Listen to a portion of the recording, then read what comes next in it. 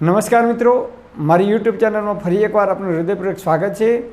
આજનો ટોપિક છે મિત્રો કે બટાકા બારે માસ ખવાય કે ના ખવાય, અને બટાકા કેવા લોકોએ ખાવા જોઈએ અને કેવા લોકોએ ના ખાવા જોઈએ, અને બટાકા ક્યારે ખવાય ક્યારે ના ખાવા જોઈએ।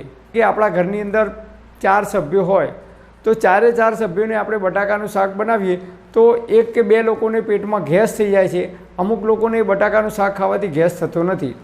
તમે જુઓ, અમુક લોકોને તીખું ખાય તો તરત જ એસિડિટી કે હાઇપર એસિડિટી થાય છે। અમુક લોકો દરરોજ તીખું ખાય તો એમને એસિડિટી કે હાઇપર એસિડિટી થતી નથી। કેમ? આયુર્વેદ મુજબ દરેક માણસના શરીરની પ્રકૃતિ અલગ અલગ હોય છે। વાત, પિત્ત અને કફ આ 3 દોષથી બનેલું આપણું શરીર છે। ઘરના 4 સભ્યો હોય તો 4 સભ્યોનું બ્લડનું ગ્રુપ એક હોતું નથી। દરેકે 4 સભ્યોને O પોઝિટિવ હોતું નથી કે B પોઝિટિવ હોતું નથી કે O નેગેટિવ હોતું નથી, અને એક માણસનું લોહી બીજા માણસને કામ આવતું નથી ઘરના સભ્યો હોવા છતાં પણ। કેમ? દરેક માણસના શરીરની પ્રકૃતિ અલગ અલગ છે। જેમ બ્લડ ગ્રુપ અલગ અલગ હોય છે એ જ રીતે આયુર્વેદ મુજબ દરેક માણસના શરીરની પ્રકૃતિ પણ અલગ અલગ હોય છે, અને એટલા માટે કોઈ બટાકાનું શાક ખાય તો એને ગેસ થાય છે, કોઈ તીખું ખાય તો એને એસિડિટી થાય છે, કોઈ તીખું ખાય તો એસિડિટી નથી થતી, અને અમુક લોકો બટાકાનું શાક ખાય તો એમને ગેસ થતો નથી। તો બટાકાનું શાક કેવા લોકોએ ખાવું જોઈએ અને કેવા લોકોએ ના ખાવું જોઈએ એની આપણે ચર્ચા કરીએ। તો બટાકાની અંદર સ્ટાર્ચ નામનો જે પદાર્થ છે એ ભરપૂર છે। એ સિવાય પોટેશિયમ અને મેગ્નેશિયમ ભરપૂર છે। વિટામિન B પણ ભરપૂર છે। વિટામિન B શું કામ કરે છે? તો કે સંદેશા વ્યવહારનું કામ કરે છે। પગની અંદર કંઈ વાગે, આંકરો વાગે કે કોટો વાગે તો તરત જ આપણને લાઇટ થાય છે મગજમાં કે કંઈક વાગ્યું। આ સંદેશા વ્યવહારનું કામ વિટામિન B કરે છે। એટલે બટાકાની અંદરથી વિટામિન B ભરપૂર મળી રહે છે। મેગ્નેશિયમ, પોટેશિયમ આવા અનેક તત્વોથી ભરપૂર બટાકું છે। તો બટાકું કેવી રીતે ખાવું જોઈએ?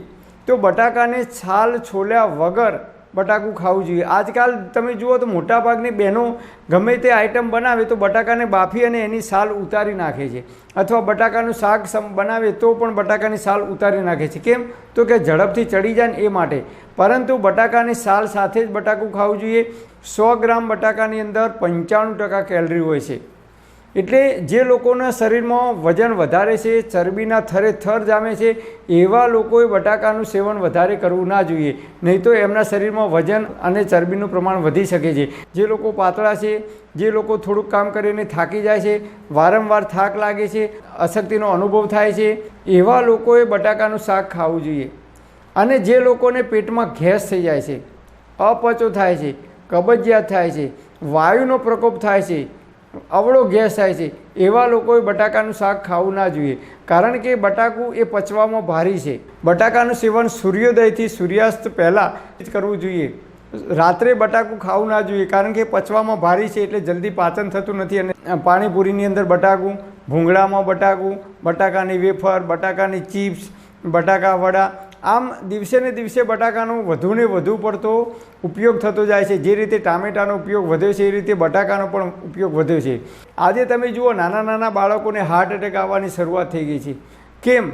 તો એમની નળીઓમાં કોલેસ્ટ્રોલ ક્યાંથી જમા થાય છે, એમની નળીઓ કેવી રીતે બ્લોક થાય છે, અને એમને કેવી રીતે હાર્ટ એટેક આવે છે? તો આજે નાના બાળકો સૌથી વધારે પડીકાવાળી વસ્તુઓ ખાય છે, અને એ પડીકાવાળી વસ્તુઓની અંદર બટાકાને ડાયરેક્ટ તળવામાં આવે છે, અને પછી એની જે ચિપ્સ છે એ બટાકાની ચિપ્સ અથવા બટાકાની વેફર તરીકે બજારની અંદર વેચાય છે। તળીને ખાવું જોઈએ નહીં, એ ભયંકર નુકસાન કરતા છે। એ ખરાબ કોલેસ્ટ્રોલ વધારે છે। જો બટાકાનું શાક ખાઈએ કે બટાકાને બાફી અને એને વઘારીને મેથી, જીરું, અજમો આવા મરી મસાલા નાખી અને જો બટાકાનું શાક દરરોજ ખાવામાં આવે તો એ આપણી બોડીને પુષ્ટિ કરે છે, અનેક ખનિજ તત્વો આપે છે, સારો કોલેસ્ટ્રોલ બનાવવાનું કામ કરે છે। અને કોલેસ્ટ્રોલ એ બેંક છે, કારણ કે કોલેસ્ટ્રોલની અંદર તમામ પ્રકારના ખનિજ તત્વો રહેલા છે। તો સારો કોલેસ્ટ્રોલ બનાવવા માટે બટાકું ખાવું જોઈએ।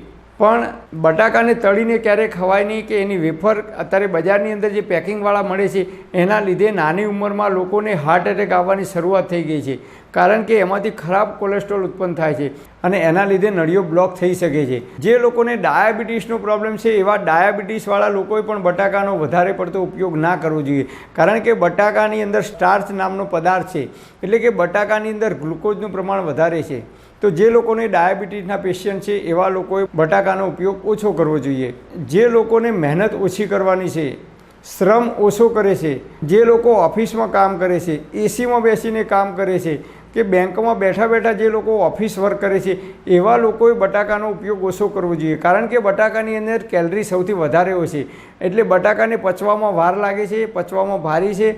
બેસીને જ કામ કરવાનું હોય ખુરશીમાં 4 કલાક 6 કલાક સુધી, તો એવા લોકોએ બટાકાનો ઉપયોગ ઓછો કરવો જોઈએ. જે લોકોને શરીરમાં વજન વધારે હોય, ચરબી વધારે હોય, જે લોકોને કબજિયાત વારંવાર થતી હોય, પેટમાં ગેસ થતો હોય, એસિડિટી થતી હોય, બેઠાડું જીવન જીવવાનું હોય, એટલે કે ઓફિસ વર્ક કરવાનું હોય, ડાયાબિટીસ હોય, એવા લોકોએ બટાકાનો ઉપયોગ બિલકુલ ઓછો કરવો જોઈએ. અને બટાકાનો જ્યારે પણ ઉપયોગ કરવો હોય ત્યારે એને બાફીને એનું શાક બનાવીને એની ઉપર મરી મસાલા નાખીને જ એનો ઉપયોગ કરવો જોઈએ, તો એ બટાકું ખૂબ ઝડપથી પાચન થાય છે. તો બટાકાનો ઉપયોગ કરતી વખતે આવી નાની નાની બાબતોનું જો આપણે ધ્યાન રાખીશું તો એ બટાકો ખાવાથી જે નુકસાન થાય છે એ નુકસાન નહીં થઈ શકે, અને એના જે ભરપૂર ફાયદા છે એ ફાયદાનો આપણને લાભ મળી શકશે. પરમપિતા પરમાત્મા આપ સર્વેને તંદુરસ્ત અને નિરોગી રાખે એવી હૃદયપૂર્વક મારી પ્રાર્થના. Thanks for watching my video. Thank you.